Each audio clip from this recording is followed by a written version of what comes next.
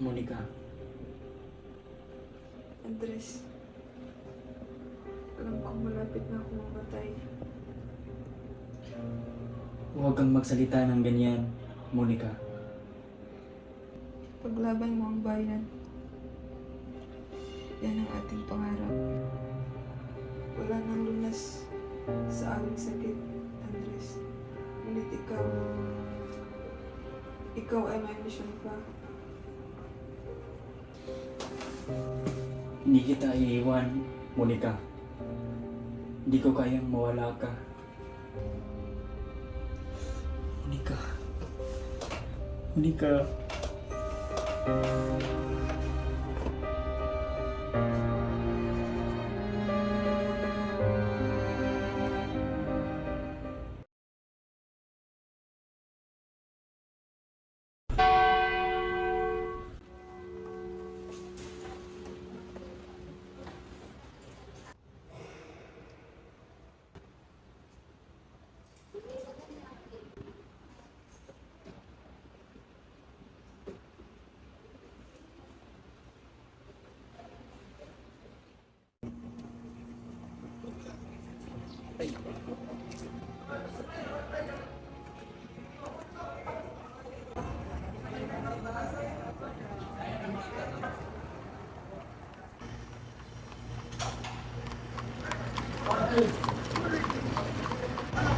Padre, hindi ko ba hingin ako, Padre?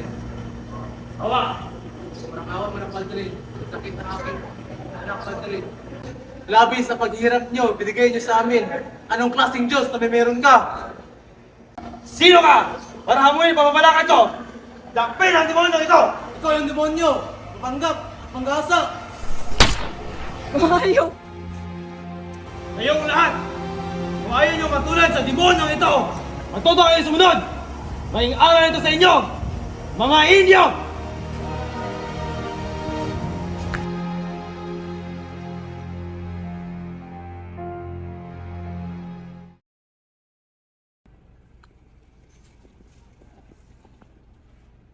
Andres, kumain ka naman.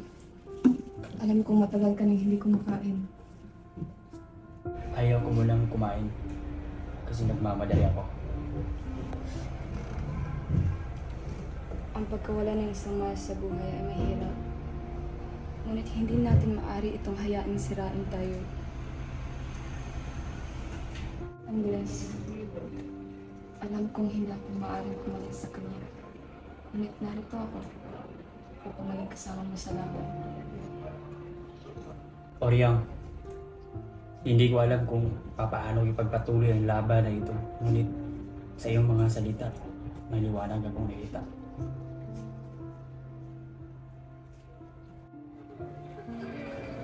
Parang umaga, Supremo.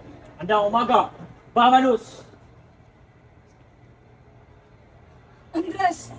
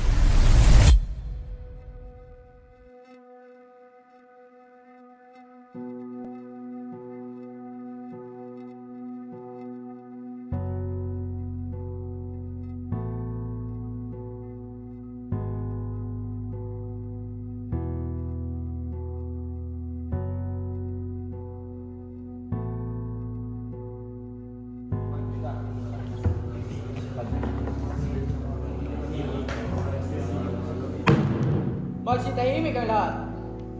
Bago natin pag-usapan ang planong pagpatibay ng depensya, dapat siguro nating desisyonan kung sino ang mamumuno dito sa Cavite. Magkaiba ang gusto ng magdiwang at magdalo. Kaya nga sinamahan din ng Supremo para ayusin problema. Pwede natin itanong sa kanya kung ano ang mas nakakabuti ng marami. Saglit nga lang, Nasaan nga ba si Emilio? Pasensya na, ngunit wala si Emilio ngayon. Nandun siya sa labanan.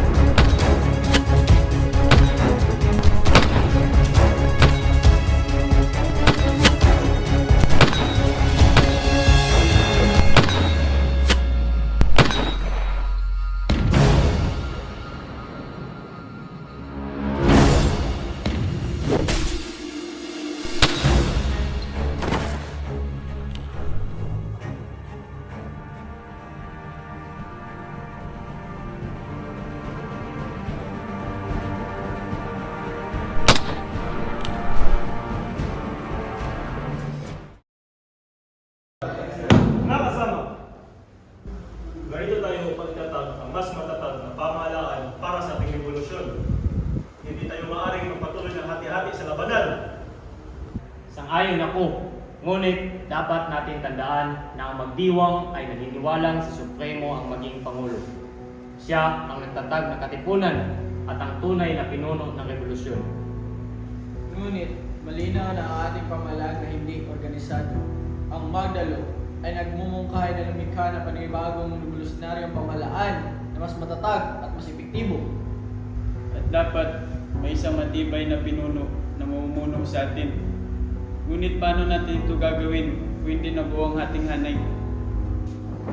Ang katipunan ang siyang nagsimula ng labanan ito. Hindi tayo nangangailangan ng panibagong pamahalaan. May umiiral na tayong pamahalaan at sinuportahan ng tunay ng anak ng bayan. Ngunit Supremo, hindi ba nagkakawatak-watak na ang ating hanay? Kailangan tayo magkaroon ng isang pinuno na may tiyak na kapangyarihan upang pamunuan tayo.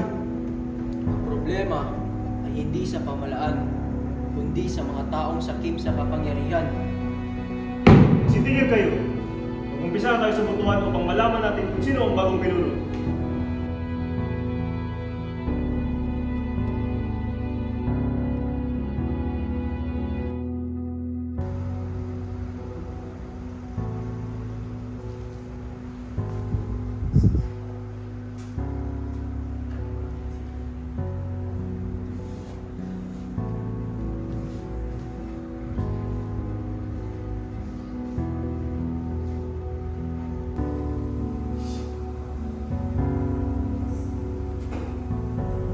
At ang nanalo bilang presidente, si Emilio Aguinaldo.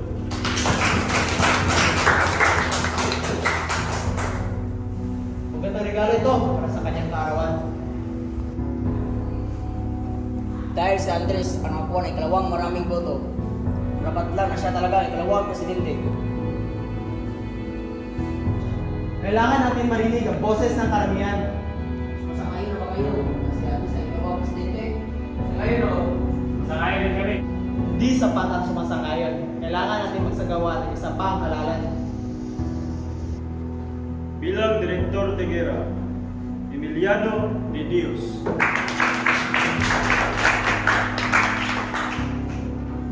Bilang Direktor de Interior, Andres Bonifacio.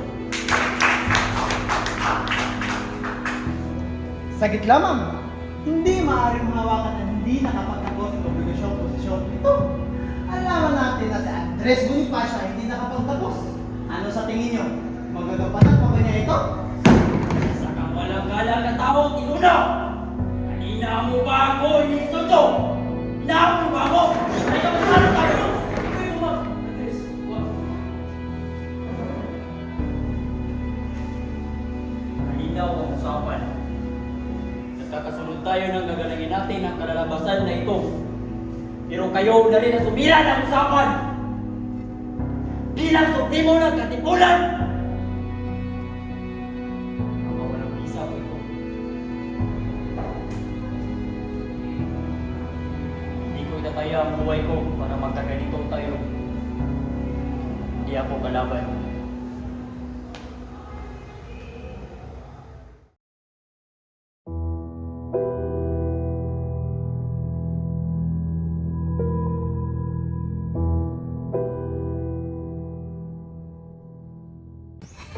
Andres! Anong nangyari sa'yo? Bakit ganito sinapit natin? Oriang, ang sariling kababayan ang nagdala sa akin sa ganitong kalagayan. Hindi ito makatarungan. Ang pinaglaban mo ay kalayaan. Kapok yung pinalataksin sa'yo.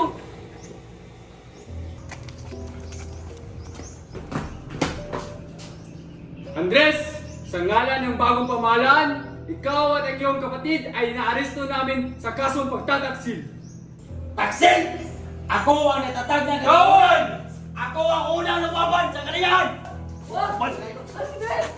Andres! Lugubyo! Andres! Andres!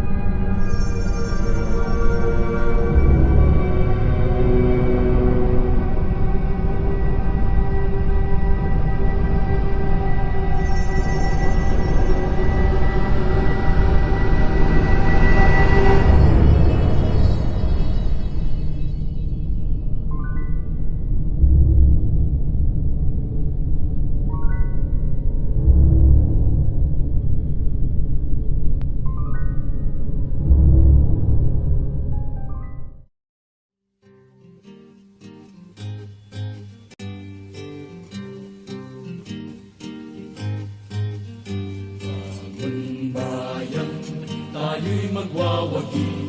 Abot tanaw ang bagong araw, puso diwa ng bayang limusna, sumisigaw. Hustisya at paglaya ng bayang api, walang katarungan na ang taon.